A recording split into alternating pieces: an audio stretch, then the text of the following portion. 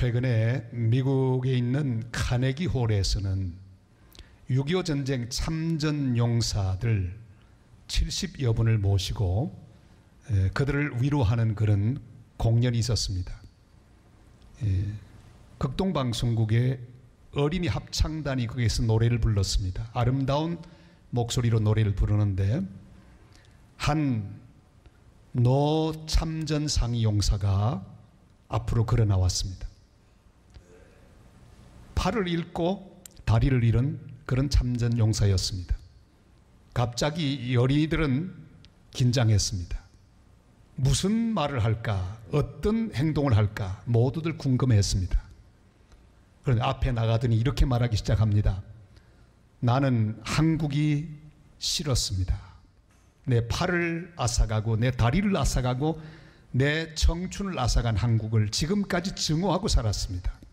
네, 오늘 비로소 하나님께서 왜 나에게 이런 시련 주었는지 이유를 알았습니다. 바로 이렇게 어린이들이 마음껏 노래할 수 있는 나라를 만들기 위하여 하나님이 나의 희생을 요구하셨구나. 이런 생각을 하며 오늘 너무너무 행복했습니다. 눈물을 글썽이며 그 말을 할 때 거기 모인 많은 사람들이 큰 감동을 받았다고 합니다. 우리에게는 이유를 알 수 없는 고통의 기억이 있습니다. 과거부터 쭉 회상하면 여러 종류의 고통의 기억이 있습니다. 지금도 그 고통 속에서 괴로워하는 많은 사람들이 있습니다. 왜 나에게 하나님이 이런 시련을 주셨을까? 이런 물음을 하나님 앞에 하게 될 때가 있습니다. 우리 하나님은 참새 한 마리가 땅에 떨어지는 것도 허락하지 않으면 절대로 그런 일 없을 것이라고 말씀하셨습니다. 전부 알고 계시는 하나님, 다 세고 계시는 하나님, 우리 인생을 온전히 그의 주관 아래 두시는 그런 하나님, 그 하나님이 우리의 아버지 하나님이십니다. 그렇다면 우리 인생에 다가오는 고통 가운데 의미 없는 고통은 하나도 없습니다. 우연한 고통도 없습니다. 주님의 복음을 전하던 사도 바울, 그가 복음을 전하는 너무 어려운 일이 많이 생겼습니다. 핍박도 많았습니다. 무엇보다 몸이 약했습니다. 어느 날 복음을 전하다가 그의 마음속에 이상한 질문이 생겼습니다. 왜 주님 뜻대로 말씀대로 살려는 나에게 이런 고통을 주실까? 그의 고통에 대해서 한 번도 확실하게 말한 적은 없습니다.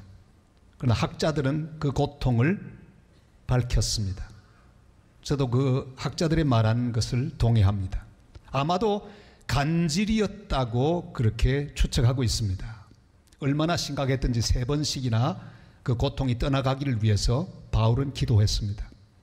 그러나 그 기도는 응답되지 않았습니다. 결국 그는 깨달았습니다. 아, 이것은 그냥 우연히 생긴 문제가 아니라 하나님께서 의도적으로 바울에게 주신 은혜 장치였음을 그는 알게 되었습니다. 우리가 생각해 보면 바울은 그 당시 사람으로 가질 수 있는 가장 최고의 지식을 가지고 있었습니다. 최고의 교육을 받았습니다. 로마 시민권이란 최고의 보장을 그가 가지고 있었습니다. 거기다가 하나님의 종으로서도 최고의 업적도 세웠습니다. 영성이 깊어서 3번째 하늘까지 올라가는 신비 체험도 했습니다. 그는 또 병자들을 치유하는 능력도 있었습니다. 한 사람에게 너무 많은 게 주어졌습니다. 너무 많은 것이 한 사람에게 주어지면 반드시 문제가 생기게 되어 있습니다.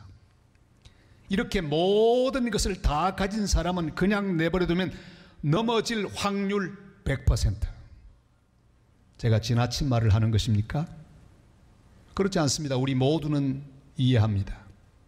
한 사람에게 모든 것이 완전히 다 있고 돈도 있고 권력도 있고 모든 게 주어지면 제대로 살 사람 없습니다. 넘어질 확률 100%. 요즘 들어 심심찮게 갑질로 횡포를 부리는 대기업의 회장들 때문에 분노를 자아내는 그런 현실을 보기도 합니다. 사람은 그렇습니다. 모든 것이 주어지면 반드시 넘어지게 되어 있습니다. 그래서 우리 하나님은 바울을 사랑하셔서 은혜의 장치를 그의 인생과 그의 몸에 두셨습니다. 그것이 바로 그의 고통의 의미입니다. 오늘은 하나님께서 내게 해주신 은혜의 장치를 발견해내는, 그래서 하나님께 감사하게 되는 복된 시간이 될 수 있기를 바랍니다. 그 은혜의 장치는 바로 육체의 가시라고 고백하고 있습니다. 우리 7절 말씀을 다 같이 읽겠습니다. 여러 계시를 받은 것이 지극히 크므로 너무 자만하지 않게 하시려고 내 육체의 가시 곧 사탄의 사자를 주셨으니 이는 나를 쳐서 너무 자만하지 않게 하려 하심이라. 아멘. 우리나라 말로는 가시, 조그마한 콕 찌르는 아카시아 가시라고 느껴지지만 원래 이 말씀의 의미는 깎은 말뚝이란 뜻입니다. 가시 정도가 아닙니다. 쿡 찌르면 너무너무 아픈 깎은 말뚝이라는 그런 의미입니다. 깎은 말뚝으로 몸을 마구 찌르듯이 고통스러웠음을 밝히고 있습니다. 그의 가시를 간질로 추정한다고 하면 그 가시는 자신의 가장 아픈 부분을 찌르는 깎은 말뚝이었습니다. 그는 어렸을 때부터 총명했습니다. 공부 잘했습니다. 그의 집안은 로마 시민권을 돈으로 살 수 있을 만큼 재력이 있었습니다. 사회적인 영향력이 있었습니다. 모든 것을 다 가진 이 집안의 아들, 유복하고 세력이 있었습니다. 자존심이 하늘을 찔렀을 것입니다. 그는 고집이 센 사람이었습니다. 주관이 너무도 뚜렷한 사람이었습니다. 자, 이런 사람, 하나님 부름을 받고 앞에 서서 그의 모든 걸 동원한, 영성과 지성과 모든 걸 동원한 하나님 말씀을 전하고 있습니다. 많은 사람이 은혜를 받고 있습니다. 그런데 갑자기 발작이 일어납니다. 거품을 물고 넘어집니다. 얼마나 괴로운 일입니까? 자존심 여지없이 구겨지고 체면은 손상되었을 것입니다. 그러나 그것이 바로 하나님의 은혜의 장치였습니다. 그를 교만에서 건져내기 위한 주님의 배려였습니다. 조금이라도 교만하면 하나님이 그를 쓰지 못할 것을 알고 계셨습니다. 이 가시는 바울을 평생 동안 겸손한 그릇으로 유지시켜 주었습니다.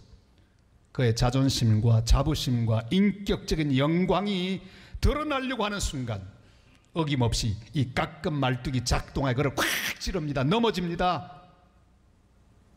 겸손한 자리에 다시 또 내려가고 손을 들어 주님을 잡습니다. 그의 은혜가 임합니다. 또 일어납니다.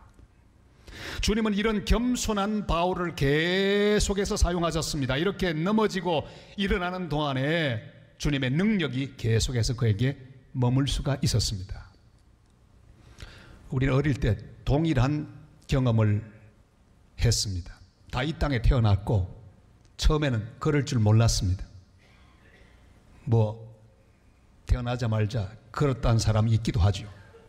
천상천하의 유아독존이라고 하고 걸었다는 사람이 있는데, 그러나 우리 모두는 걷지 못했습니다.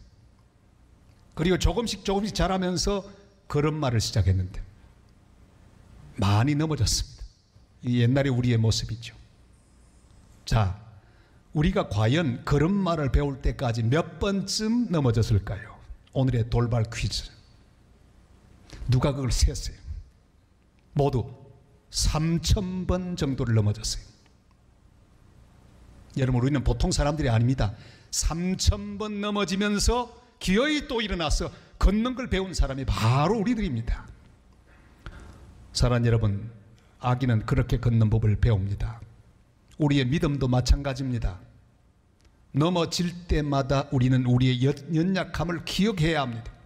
그리고 주님의 손을 잡고 다시 일어나야 합니다.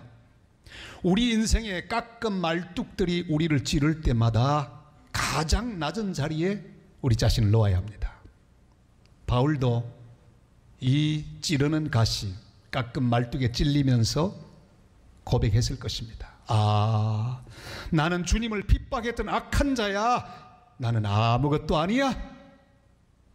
그리고 그는 주님께 감사했을 것입니다. 주님 감사합니다. 불러주시니 감사합니다. 약함에도 불구하고 주님을 바라보게 하시니 감사합니다. 이렇게 넘어진 자리에, 겸손한 자리에서 다시 주님의 손을 붙잡고 다시 일어나는 그 일을 계속했더니 위대한 사도 바울이 되어 있었습니다. 사랑하는 여러분, 과거의 실수와 허물의 기억이 깎은 말뚝처럼 자신을 괴롭히는 성도들이 계실 것입니다. 나는 아무것도 아닌 죄인임을 기억하시기를 바랍니다. 찌를 때마다 나는 죄인이었구나, 아무것도 아니로구나, 낮은 자리에 자신을 두어야 합니다. 그러나 죄책감에 넘어져서 포기하지 말고 다시 일어나 주님 손잡고 일어서서 달려가는 하나님의 사람들이 되시기를 바랍니다. 지금 내게 있는 어떤 약점과 고난이 깎은 말뚝처럼 나를 콱콱 찌르고 있는 그런 경험을 하는 성도들이 계실 것입니다. 마치 넘어진 것처럼 가장 낮은 자리에 자신을 두시기를 바랍니다. 그러나 넘어진 상태 그대로 있지는 마시고 다시 믿음으로 일어나서 주님과 함께 앞으로 나아가는 복된 성도들이 되시기를 바랍니다. 그러면 우리는 계속 겸손을 유지하고 주님의 능력은 내게 떠나가지 않는 복된 그리스도인으로 살아가게 될 것입니다. 날마다 이 가시로 인하여 주님 앞에 겸손히, 그리고 주님의 은혜와 능력이 내게 머물게 되므로 이 장치 때문에 우리 하나님 앞에 바로 서고 영광을 돌리는 복된 성도들 다 되시기를 주님의 이름으로 축원합니다. 우리 인생의 가시는 하나님 우리를 겸손하게 하고 하나님의 능력이 계속해서 우리에게 머물게 하기 위한 은혜 장치입니다. 자, 그런데 이 장치를 어떻게 하면 작동시킬 수 있을까요? 하나님은 장치를 해주셨는데, 장치를 해주셨다고 그냥 작동하는 건 아닙니다. 오늘 말씀하고 있습니다. 이 약점과 고통을 기뻐하고 자랑하라, 그렇게 말씀하고 계십니다. 우리 9절 말씀을 다 같이 읽겠습니다. 나에게 이르시기를 내 은혜가 내게 족하도다. 이는 내 능력이 약한 데서 온전하여짐이라 하신지라. 그러므로 도리어 크게 기뻐함으로 나의 여러 약한 것들에 대하여 자랑하리니 이는 그리스도의 능력이 내게 머물게 하려 함이라. 아멘. 우리 인생의 약점과 고통 때문에 불평하고 원망하면 어떻게 될까요? 그것은 그냥 고통으로 남습니다. 그것이 트라우마가 됩니다. 불평하고 원망하면 이 모든 약점과 고통은 내 속에 슬픔이 됩니다. 좌절이 됩니다. 절망이 됩니다. 요즘은 어린아이들까지 트라우마란 말을 잘 합니다. 공부하는 게 뭐 트라우마가 된다네. 부모님이 말하는 거 다 트라우마가.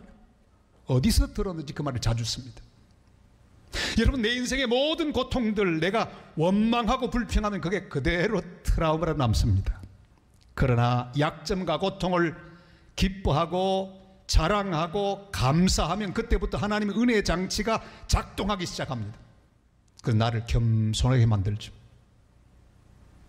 더욱 주님을 의지하게 만들고 더욱 주님을 사모하게 만들어 계속해서 주님의 능력이 머물러 있는 복된 사람으로 서게 될 것입니다. 보지 못하고 듣지 못하고 말하지 못하는 헬렌 켈러, 삼중 고통을 한 몸에 지니고 있는 헬렌 켈러 박사. 그는 그 어려움에도 불구하고 정상인보다 더 위대한 일을 했습니다. 기자가 물었습니다. 박사님은 당신의 고통 때문에 하나님께 원망했던 적이 없습니까? 그때 이렇게 대답합니다. 원망이라고요? 하나님 은혜를 생각하느라고 원망할 시간이 없었습니다. 그렇죠. 그의 모든 삼중장의 고통이 다 하나님을 향한 감사와 찬양의 제목이 됐습니다. 고통과 약점이 하나님의 은혜라고 생각하면 언제든지 생각의 결론이 납니다. 내게 족하도다, 이렇게 되는 거예요. 하나님 은혜라고 생각하면 언제든지 내 마음속에 고백이 일어납니다. 여호와는 나의 목자시니 내게 부족함이 없으리로다.